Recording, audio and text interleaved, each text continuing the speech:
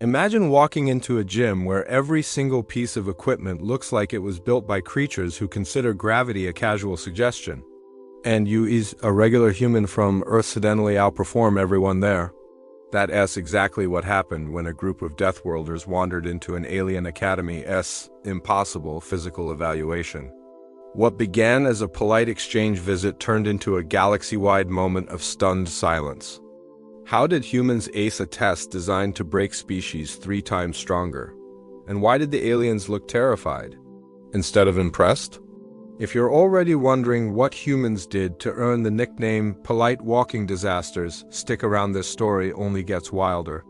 Before we dive deeper, hit like, tap subscribe, and share this with any sci-fi fan who loves a good Humans Are SpaceOrcs moment. It helps the channel grow, and it lets me keep bringing you these unbelievable cosmic encounters. The shuttle touched down on Varron Academy's landing pads with a soft metallic thrum, the kind that made the ground vibrate just enough to tickle the boots of the humans stepping out. The air smelled faintly of copper and citrus strange, but pleasant, and the sky shimmered with 2 pale suns hanging just far enough apart to look like watchful eyes. The welcoming committee stood perfectly still, their tall frames poised like living sculptures. Varroni educators were known for their calm, almost ceremonial grace, but today, they seemed unusually tense. One instructor kept glancing at the humans' gear. Another whispered into a translator bead, voice wavering just slightly. None of the visitors noticed. They were too busy marveling at the architecture, smooth white towers twisting upward like frozen whirlpools. What the humans didn't know, what no one had bothered to tell them, was that Varron Academy wasn't just a school. It was the premier institution for multi-species physical sciences. And today, the Academy planned to demonstrate their elite holistic strength evaluation, a trial so brutal that even the galaxy's toughest species barely passed. So imagine their confusion when the humans arrived, smiling, hydrated, stretching casually, ready for whatever. The instructors exchanged a nervous glance. This might get interesting. The humans were led through a set of polished alloy doors into what looked, at first glance, like a standard gymnasium. But the longer they stared, the stranger it became. Every machine was oversized. Every weight stack was engraved with warning sigils. Even the floor panels had impact-dampening latticework, as if the room expected someone to fall hard enough to crack the planet. Their guide instructor, Heller, stood beside a towering apparatus that resembled a cross between a squat rack and a gravitational torture device. His voice trembled only once. "This," he said, "is our Level 1 assessment." One of the humans blinked. "Level 1? Heller hesitated. "For off-world visitors, we typically avoid monstrations, but the Academy Council insisted. They believed Deathworlders might provide valuable comparative data." The humans exchanged curious glances. Deathworlders? Sure, Earth could be rough, but they hardly thought of themselves that way. Heller activated the first machine. The floor hummed, gravity spiked. A Varroni assistant, tall, sinewy, confident, stepped forward to demonstrate.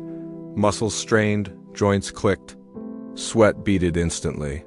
When the rep finished, the assistant staggered back, chest heaving. "That," Heller declared, "is the minimum passing requirement." The humans stared at the machine, and then at each other. "Looks doable." Heller nearly dropped his datapad.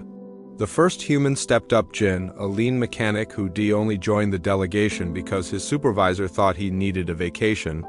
He rolled his shoulders once, the way someone might before lifting a box at work, not before attempting an alien military stress test. Heller braced himself. Assistants tightened safety harnesses. Monitors flickered to life, calibrated for strain levels no visitor had ever reached. Jin grabbed the handles. The machine growled, gravity intensifying in a clean, crushing wave. The Varroni assistant from earlier had nearly buckled under it. "Jin," he exhaled. Just exhaled. Then he lifted. Smoothly, effortlessly, a warning icon flashed red. Heller frowned.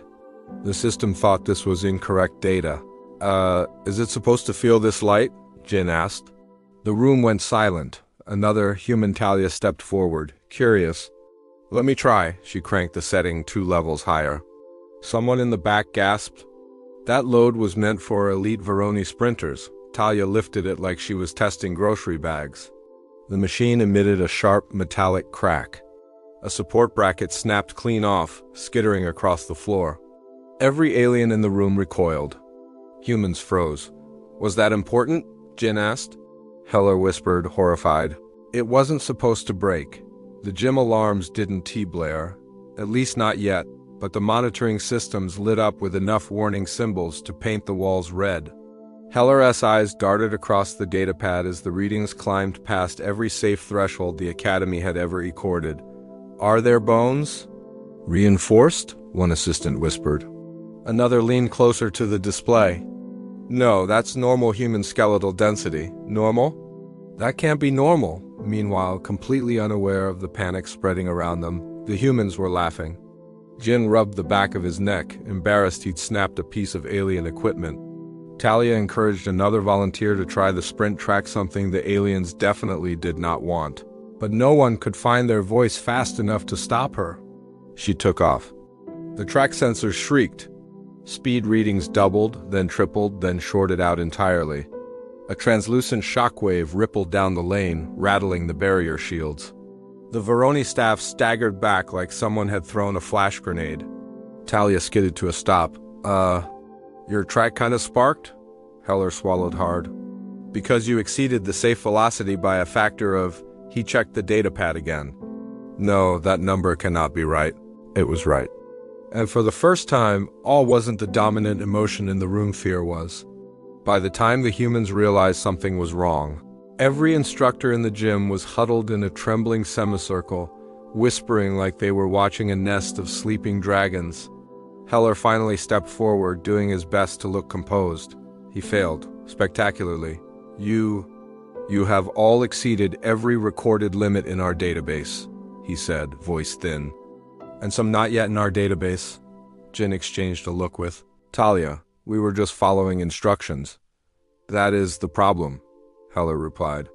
With the evaluation equipment fried, the Academy staff ushered them into a debriefing chamber, though it felt more like a containment room. Holographic charts hovered in the air, displaying spikes so sharp they looked like weapons. The humans stared, baffled. To them, these were just normal outputs from a day of exercise.